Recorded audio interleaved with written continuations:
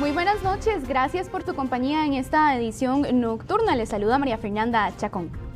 Vamos de inmediato a presentarle parte de nuestra agenda informativa porque Costa Rica dice que hablará con Estados Unidos sobre los nuevos aranceles. ¿Cuáles productos podrían salirle a usted más caros? Profundizamos en minutos. Y escuche muy bien esto porque la misma sardina a 1.200 colones en un supermercado y a 2.000 en otro. El MEIC encontró grandes diferencias en el precio de los productos. Y el país podrá regular el precio de los alimentos tal y como se hace con los medicamentos. El MEIC responde. Y en otros temas, la desarticulación de la banda Los Mairi en los barrios del sur provocaría una lucha entre bandas en busca de apoderarse de este territorio. En nuestra sección de tecnología, hoy presentamos este robot chino que captura delincuentes. Europa y otros países del mundo reaccionan a los aranceles de Donald Trump. Iniciamos con las informaciones.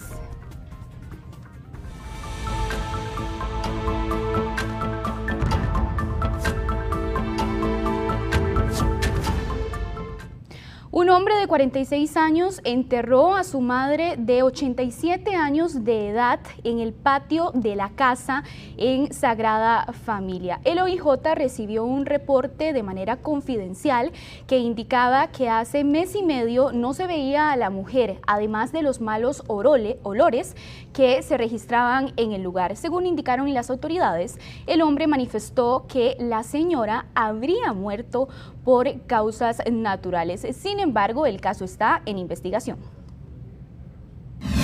Sí, el lugar tiene una altura de 1 metro para poder trabajar. Para los compañeros es muy duro, muy difícil. Además que el olor es ciertamente muy fuerte, muy insoportable, podría decírselo.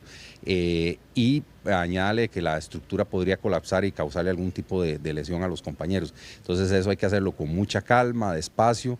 Además que tenemos todo un protocolo para la extracción de cuerpos que hay que levantar la tierra por capas y eso es sumamente lento y despacio pues para cuidar todas las pruebas técnicas que podamos recopilar.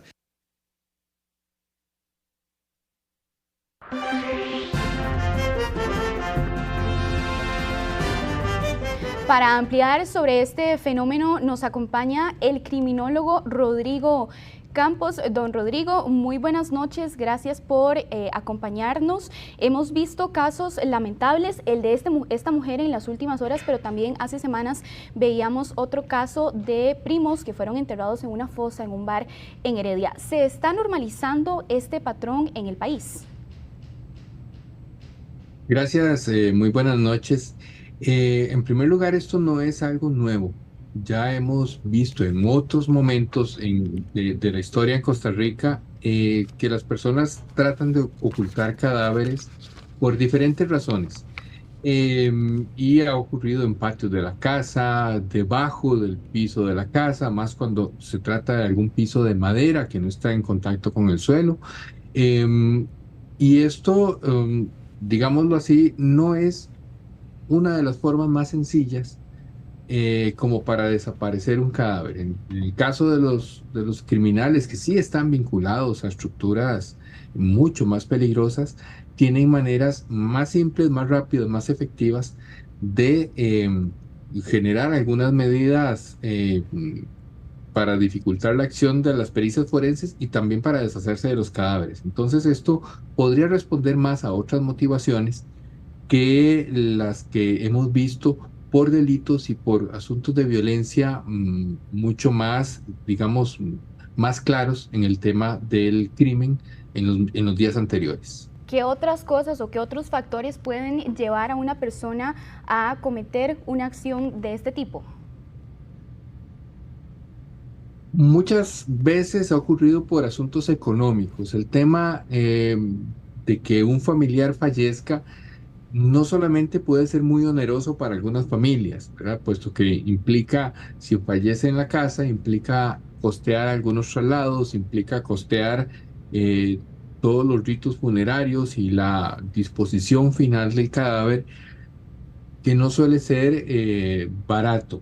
Además, en algunos casos las personas buscan también mantenerse cobrando subsidios, pensiones, ejerciendo las actividades económicas que la persona fallecida tenía en su momento.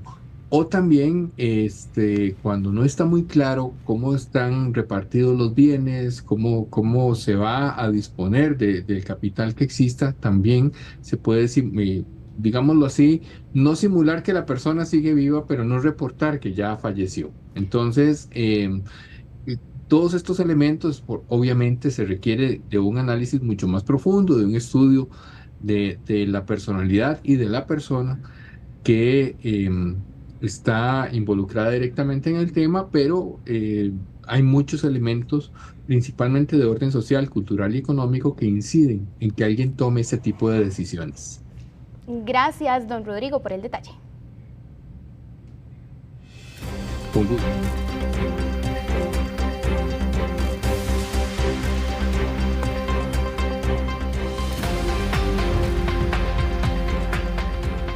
Y tras la desarticulación de la banda Los Mairi, las autoridades prevén una nueva lucha de territorios en los barrios del sur entre dos grupos criminales. Para ampliar esta información nos acompaña la periodista Rachel Matamoros, quien nos va a explicar a detalle. Adelante. Tal y como usted lo indicaba, Fernanda, una nueva lucha de territorios en los barrios del sur es la alerta que hacen las autoridades judiciales tras la desarticulación de la banda criminal Los Mairi, ya que con el debilitamiento de este grupo todavía hay dos grupos criminales que también tienen en la mira pues todos estos barrios del sur. Hablamos de Alajuelita, San Sebastián, Atillo, todos estos sectores donde recientemente pues las autoridades hicieron varios allanamientos y desarticularon este grupo criminal. Con la caída de la banda Los Mairi, las autoridades buscan devolverle la paz a los vecinos de Alajuelita, San Sebastián, Atillo y otros sectores que estaban bajo el dominio de este grupo criminal. Sin embargo, se prevé una nueva ola de violencia entre dos bandas que tienen en la mira estos territorios.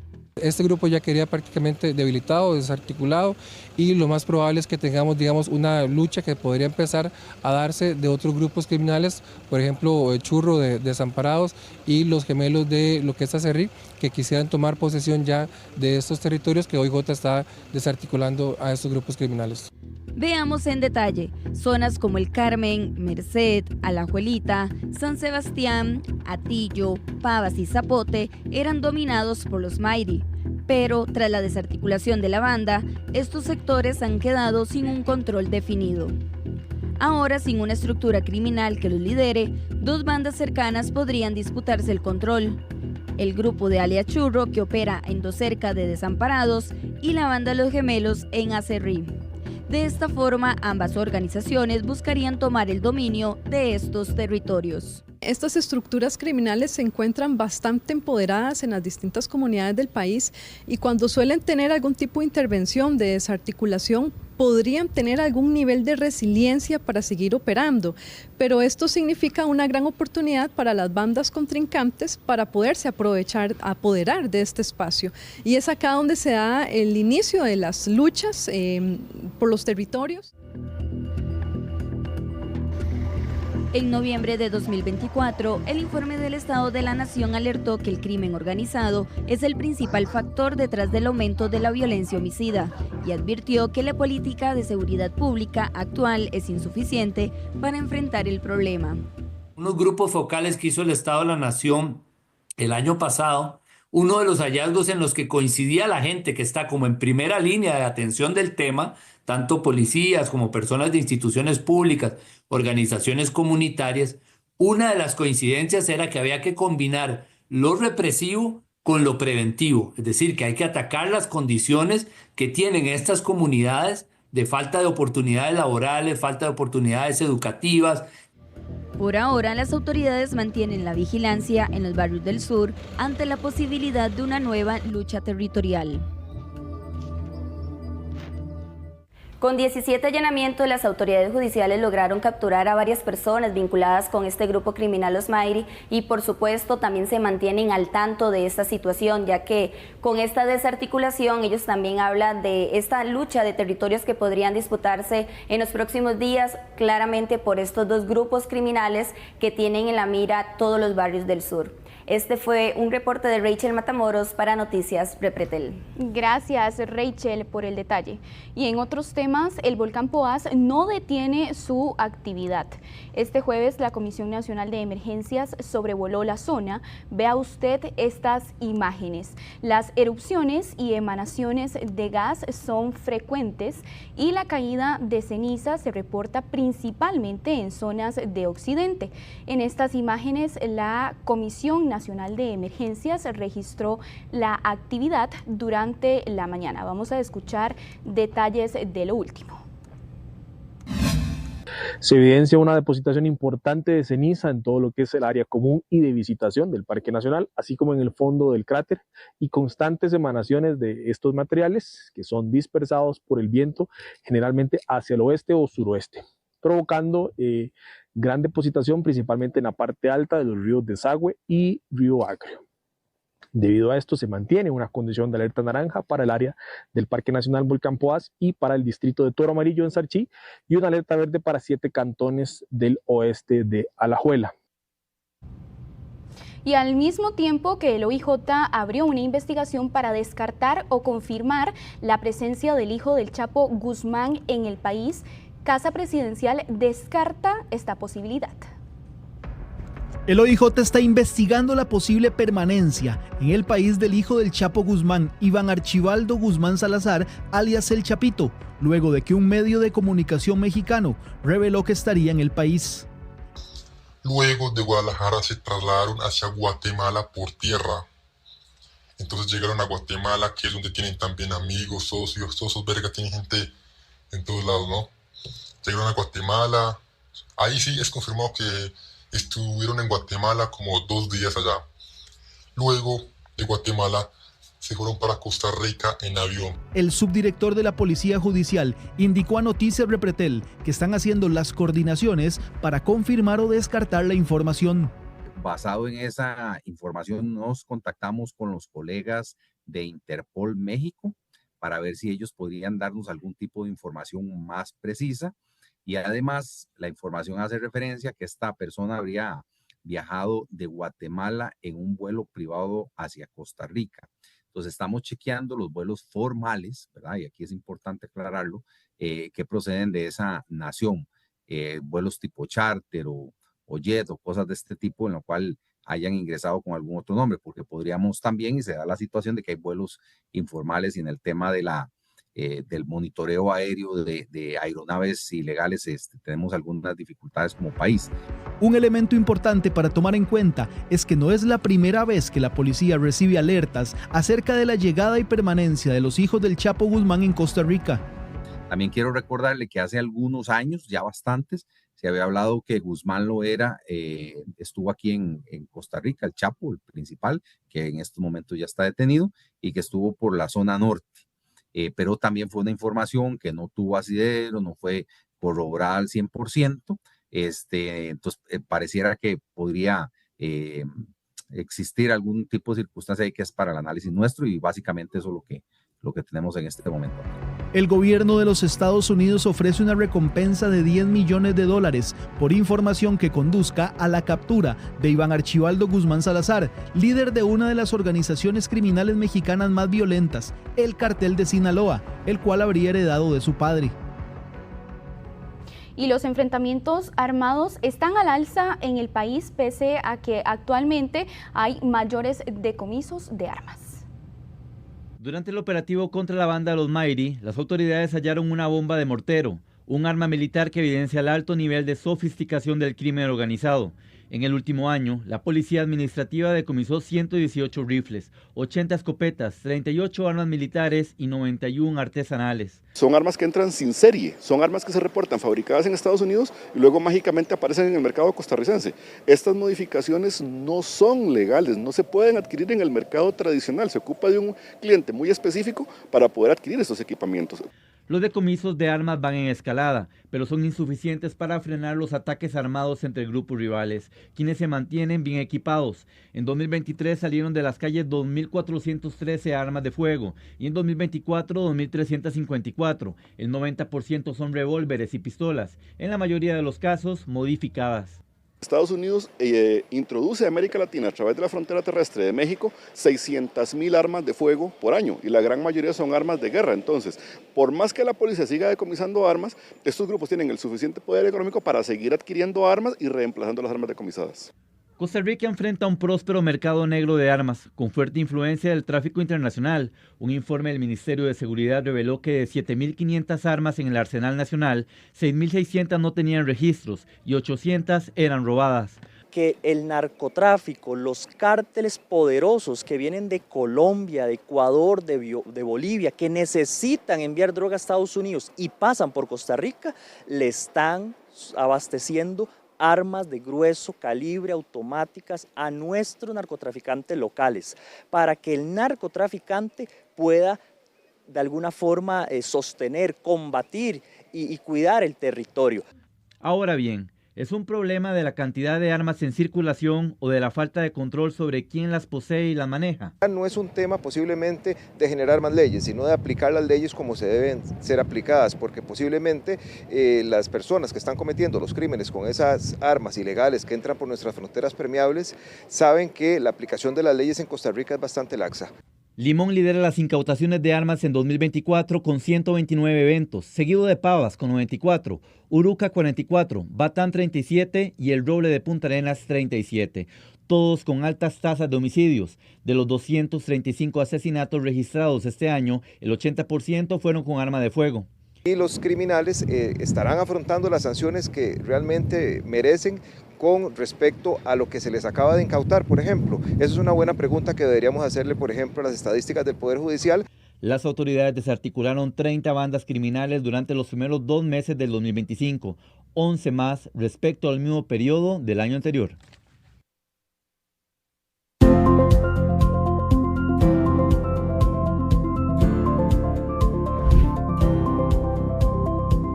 Bueno, y si usted ya está buscando atunes y sardinas para la Semana Mayor, tome en cuenta que el MEIC encontró diferencias de precios e incumplimientos en el etiquetado y en el peso del producto. Las sardinas enlatadas de la misma marca presentaron diferencias de precio de hasta 233%.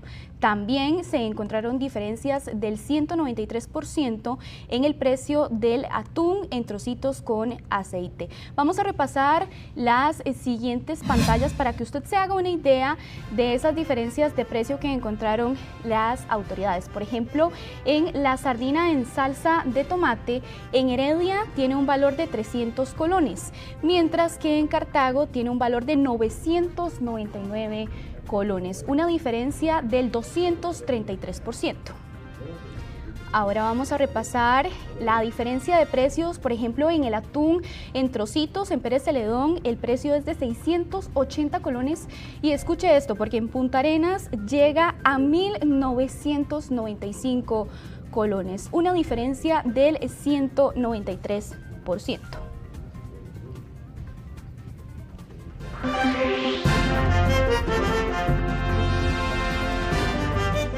Para ampliar esta información nos acompaña la ministra de Economía, doña Patricia Rojas. Muy buenas noches, doña Patricia. Estamos hablando de diferencias del 233% en productos de la misma marca. ¿En cuáles productos? Y también si podemos ampliar un poco sobre este tema.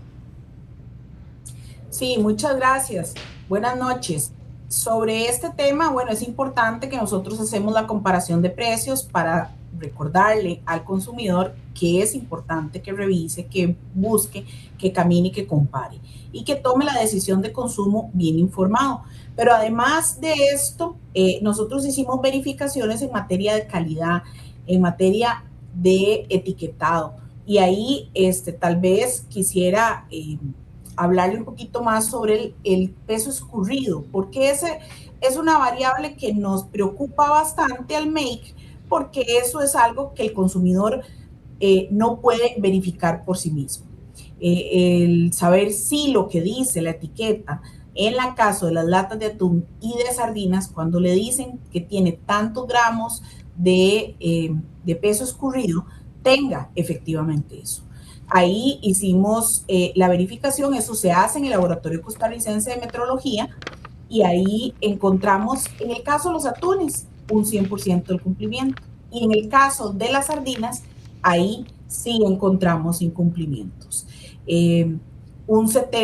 Casi un 80% está cumpliendo, pero sí encontramos incumplimientos. Y entonces, ¿qué hacemos al respecto? Pues hacemos un muestreo mayor, y si efectivamente comprobamos que las empresas están incumpliendo, pues se hace un traslado a la Comisión Nacional del Consumidor para que emita las sanciones correspondientes. ¿Por qué es importante, expliquémosle a la gente, el tema del etiquetado en estos productos? Pues también por la misma razón de que es importante el precio y que esté todo declarado claramente, porque el consumidor tiene el derecho de tener información clara y veraz para tomar su decisión de compra con la información correcta. Por eso es que la etiqueta es importante, pero además porque hay una normativa, hay leyes que tienen que cumplirse. Cómo se hace la etiqueta y la información que lleva la etiqueta, eso está en una ley y en acuerdos internacionales y nacionales. Eso tienen que cumplirlo, porque eso se ha considerado que es importante para el consumidor, para su decisión. Entonces, todo el mundo tiene que cumplirla. Simplemente, si es por ley, eso se tiene que cumplir y la información tiene que estar como así se establece. No pueden los comercios ni los productores hacer la etiqueta como a ellos les conviene. Es como ellos tienen que hacerla de acuerdo a lo que se ha establecido, para que el consumidor sepa a dónde encontrar la información, cómo encontrarla, y que sea fácil de entender y la decisión de compra sea informada. ¿Qué sucede si yo como consumidor identifico alguno de estos aspectos? ¿A qué canales puedo recurrir a realizar la denuncia? Sí, claro, vean, nosotros todas las denuncias las recibimos. Si usted se da cuenta que algo está pasando, que la información que le dieron no es correcta, que el producto venía mal etiquetado, o que puede comprobar que el producto no tiene la calidad que usted esperaba, por ejemplo, que el atún en trozos no es en trozos, que era en trocitos, que el atún cuando usted lo escurre, pues le parece que tiene bastante menos. La denuncia se puede hacer en nuestra página web, está el sitio para las denuncias en la sección de consumo. Ahí usted puede hacer la denuncia 24 horas, está disponible, pero también tenemos para estos temas de etiquetado y de calidad, tenemos un correo donde usted puede también denunciar lo que es verificaciones@make.go.cr. Pero también, bueno, volver al tema de las denuncias las puede hacer cualquiera. Las denuncias no son anónimas, pero las puede hacer cualquiera, en cualquier aparato, en el teléfono, en la computadora, como sea. Y esto funciona 24 horas. ¿Por qué no son anónimas? Porque a veces nosotros necesitamos más información. Entonces, a veces la información no fue clara, entonces contactamos al consumidor para que el consumidor nos dé más información y poderle dar trámite a su denuncia. Gracias, doña Patricia, por su tiempo y también por explicarnos más a fondo este tema. Con gusto. Seguimos hablando de su bolsillo, porque el precio de los alimentos no está regulado en el país y por eso encontramos diferencias significativas en algunos productos. Las causas de los aumentos de precios en los alimentos son diversas. Pueden ser factores climatológicos, tipo de cambio, estacionalidad y otros, o bien la intermediación, ya que tenemos una amplia cadena de comercialización en nuestro país. Los precios de los alimentos no están regulados y a los ticos les gustaría que se regularan. Mejor para el consumidor, ¿verdad? A veces uno va a un supermercado y hay un precio nada que ver, ¿verdad? Muy alto. Por allá uno va y encuentra mejor el precio. Hay más opciones, ¿verdad? Por ejemplo, en Costa Rica existe regulación en los precios de los medicamentos. Recientemente fue anunciada. así como también en productos bancarios, como por ejemplo en los topes de las tasas de interés. Pero, ¿qué dice el Ministerio de Economía, Industria y Comercio de regular los precios de los alimentos? No es complicado, es la ley en Costa Rica es una ley de libre mercado. Nosotros la única vía por la que podríamos regular un precio es porque hay algo malo. Por ejemplo, los informes del CNP, el MAC y el MEIC nos indican que en verduras y frutas hay diferencias de 122%, en productos cárnicos del 22% y en enlatados como sardinas y atunes de hasta 233%. Pero variaciones de precios entre un producto y otro, eso es un tema normal y eso no determina una normalidad. Para poder determinar si hay una normalidad, habría que hacer un estudio pues ya con más detalle sobre el comportamiento de este mercado. Anteriormente, por ejemplo, estaba regulado el precio del arroz, pero en la actualidad ya no es así.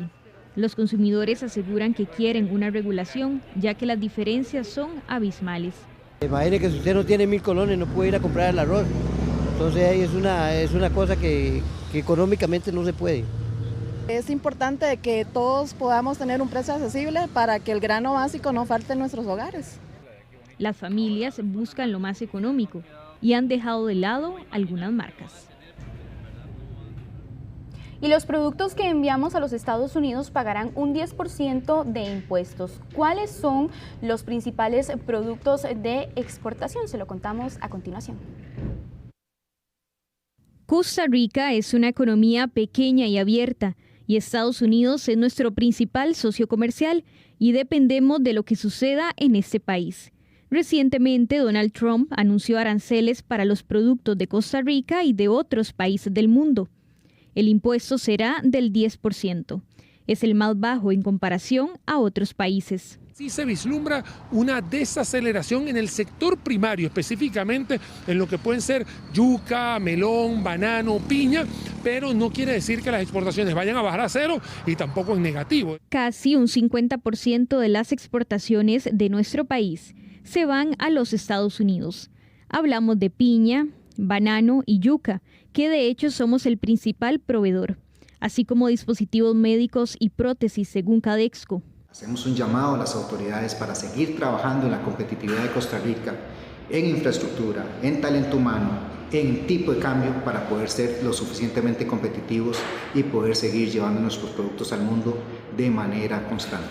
El sector exportador da empleo a 700.000 personas en el país según Cadexco. Los sectores se mantienen en constante monitoreo de lo que diga el mandatario. Y eso que nos tocó la tarifa mínima que está imponiendo como adicional a lo que ya existe el presidente Trump.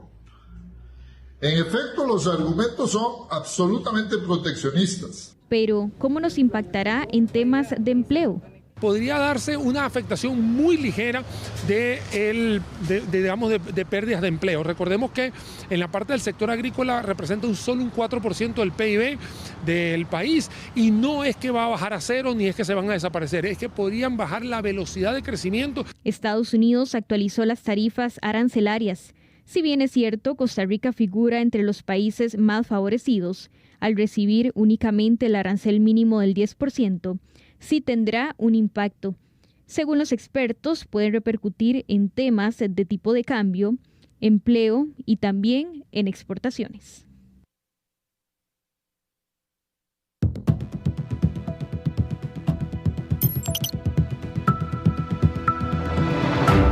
Y el anuncio de los aranceles de Donald Trump a Costa Rica sigue generando noticia. Costa Rica dice que hablará con Estados Unidos sobre el tema. Entablaremos un diálogo con las autoridades de Estados Unidos para procurar las mejores condiciones de acceso a los productos costarricenses. Esto fue lo que dijo la Cancillería. Según la lista publicada por la Casa Blanca, en el caso costarricense, estos aranceles empezarán a aplicarse a partir del próximo 5 de abril. Veamos a continuación esta imagen para dimensionar lo que representa Estados Unidos para Costa Rica. El país es el principal socio comercial y el primer destino de sus exportaciones. El 47% del total de exportaciones ticas son a ese país, según los datos de la promotora de comercio exterior. ¿Cuánto realmente puede impactar esto al bolsillo de los costarricenses? Nos acompaña el abogado tributario Felipe Guevara para ampliarnos esta información. Abogado, muchísimas gracias por acompañarnos. Con mucho gusto. Empecemos explicándole a las personas qué es un arancel. Claro, y que me parece que eso es lo más importante de la discusión. Al final el arancel son cargas, o puede entenderse como un impuesto que se tiene al momento en que la persona o el empresario hace la importación de la mercancía. Entonces, ¿qué es lo que va a suceder? El impacto directo es dentro de Estados Unidos. ¿Por qué? Porque tenemos una importación. Al momento en que un importador americano tenga una mercancía de Costa Rica, de la Unión Europea, de Chile, de Colombia, va a tener que pagar sobre el valor de esa factura un 10% adicional en el caso nuestro. Es decir, al momento de nacionalizar, el arancel lo que hace es incrementarle en 10% en el valor de la factura que se le paga entonces al Estado americano. Al final de cuentas, quien lo paga entonces es ese importador que lo traduce como vía precio al consumidor americano per se. Pero eso implica entonces que las mercancías nuestras van a tener un 10% más de costo al momento de ingresar a Estados Unidos. Esta decisión también puede impactar, por ejemplo, recortes en planillas y también desempleo, sobre todo a los productores costarricenses. Si podemos mencionar un poco y explicar un poco el impacto en temas de desempleo. Me parece que es muy temprano como para sacar una conclusión de ese tipo, sobre todo tomando en cuenta que dentro de lo que se hubo fue un reacomodo tarifario arancelario de Estados Unidos que tiene un piso mínimo del 10. Nosotros estamos en ese piso mínimo, entonces si lo analizamos desde lo que estaba antes ahora, seguimos estando igual al estar en la base. El problema está, o las economías que tendrán un impacto mayor son los que tienen un arancel mayor, pero nosotros partimos al igual que el resto sobre el 10, es decir, sobre el mínimo. Pensar que Costa Rica se ve afectado en temas de despidos, no lo veo, como lo decía, es muy temprano para ese análisis y podrían haber más bien situaciones que nos beneficien cuando nos comparamos con otras jurisdicciones, por ejemplo la Unión Europea, que sí tiene un arancel más alto que el nuestro, es decir, ahí vamos a probablemente tener una ventaja comparativa. La piña, el banano y el café son los productos que más exportamos a Estados Unidos. Se habla incluso que estos productos podrían tener un encarecimiento y disminución también en la demanda. Podría ser también porque, por ejemplo, Estados Unidos no se dedica a producir ese tipo de mercancía. Entonces, va a haber un mayor costo para el consumidor americano, el 10% en estas mercancías, pero tampoco es que puedan ser sustituidas. Y como le digo, nuestros competidores de esas mercancías también tienen el 10, es decir, partimos de la misma base. Entonces, la consecuencia para Costa Rica al menos no es tan gravosa como puede ser para el resto de jurisdicciones. Esto nos invita a mejorar la competitividad como país y pensar también en ampliar nuestras relaciones comerciales, pero no es una situación tan desfavorable como puede entenderse para otro tipo de jurisdicciones o países donde la tarifa sí es mayor. Básicamente, las empresas costarricenses tendrán que pagar más para vender más. ¿Cuánto puede influir el hecho de este cambio, verdad? Que ahora pues se van a ver obligadas a vender más. Sí, vamos a ver, no es pagar más, porque el que le toca pagar es al importador, es decir, a nuestro cliente en Estados Unidos, al momento de nacionalizar nuestra mercancía le cuesta 10% más cara. Entonces, aquí nosotros ¿qué tenemos que hacer? Intentar entonces mejorar en la competencia, intentar bajar, si se llega a poder, nuestros costos y nuestro precio de venta para que ese 10 no termine impactando tanto en el precio final. Pero como les decía, la suerte que tenemos es que estamos en la base y el estar en la base nos permite entonces tener una diferencia comparativa con el resto de países que tienen un arancel mayor. Todo lo de China tiene un 50% de impuesto. ¿Qué podría pasar con las compras que muchos costarricenses hacen por medio de plataformas como Shein, que precisamente llegaban a Estados Unidos para traerlas a Costa Rica? Eso sí va a tener un impacto porque curiosamente Trump ayer anunció que la exoneración de impuestos aranceles que tienen las mercancías de bajo valor como las compras de Shein, se va a eliminar. Eso implica que si hay una tercerización, una triangulación en la venta, es decir, de China a Estados Unidos y de Estados Unidos se viene a Costa Rica, el consumidor final costarricense en ese escenario sí podría tener que asumir esa tarifa que pone Estados Unidos primero, porque viene en escala. Entonces sí podría verse una afectación en ese sentido, pero son situaciones más pequeñas y menos relevantes, me parece a mí, de cara a lo que importa, que es nuestros exportadores y lo que es el empleo local. Gracias, Felipe, por acompañarnos. Con mucho gusto. Continuamos con más información. Vamos a repasar cómo cierra el tipo de cambio del dólar este jueves en la siguiente pantalla para que usted tome nota cómo finaliza tanto la compra como la venta. La venta concluye en 506,30, mientras que la compra en 501,38. Vamos a hacer una breve pausa en la información y ya regresamos con más de noticias. Mucha atención, conductores, porque en mayo se abrirá el carril que están construyendo en La Uruca y el MOP iniciará trabajos en circunvalación. Será el próximo 30 de mayo que los conductores tendrán un alivio cuando pasen por La Uruca. El carril que construye en sentido de la rotonda Juan Pablo II hacia La Pozuelo estaría habilitándose con el fin de bajar un poco las presas hacia Heredia y hacia el centro de La Uruca. Ya se instalaron 247 metros de tubería nueva en el proyecto. Tubería que tiene un diámetro de 1.5 metros para atender la adecuada canalización del agua llovida. Han habido algunas complejidades como tal, como son la ubicación de servicios públicos, principalmente lo que es una tubería sanitaria, pero que dichosamente en colaboración con el AIA hemos logrado subsanar y buscando algunas alternativas de cara a lo que sería poder permanecer dentro de esta planificación y la programación del proyecto. Para los conductores esto podría ser un alivio. Más que todos los días se enfrentan a este panorama. Es la realidad, es lo mejor que pueden hacer, ¿verdad? Abrir la carretera ya, porque hay mucha presa aquí todos los días. Parece muy bien, ojalá sí, claro que sí.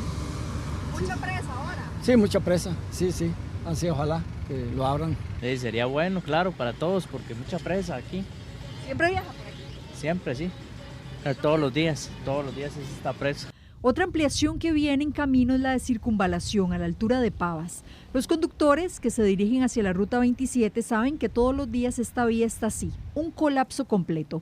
A partir de la primera quincena de junio empezarán los trabajos. Lo que queremos tener es que para la gente que viene reingresando a lo que es ruta 39, justamente el sector de Pavas, puedan justamente tener un carril exclusivo si se quieren incorporar nuevamente a la ruta 27 y si no, por el contrario, que funcione como un carril de aceleración para que así le permita realmente tener una velocidad de aceleración justamente para poder incorporarse a ruta 39. Esta obra estaría lista en octubre de este 2025. Y un proyecto de ley pretende establecer al Cantón de Corredores en Punta Arenas como una zona económica especial. La iniciativa busca reducir el impuesto al valor agregado del 13% al 6% con el objetivo de dinamizar la economía de la región. Actualmente muchos habitantes cruzan la frontera hacia Panamá para adquirir productos a precios más bajos que en Costa Rica. Para crear una zona fiscal especial en corredores, reduciendo el IVA del 13% al 6%. Esta medida permitirá que los comerciantes locales puedan vender productos con impuestos más bajos que Panamá, generando más empleos, atrayendo inversiones y beneficiando directamente a todas las familias del cantón. Queremos que nuestro dinero circule aquí, no afuera. Queremos ver negocios prosperando, más oportunidades laborales y una comunidad fortalecida y segura. Este es un proyecto pensado en esos costarricenses que han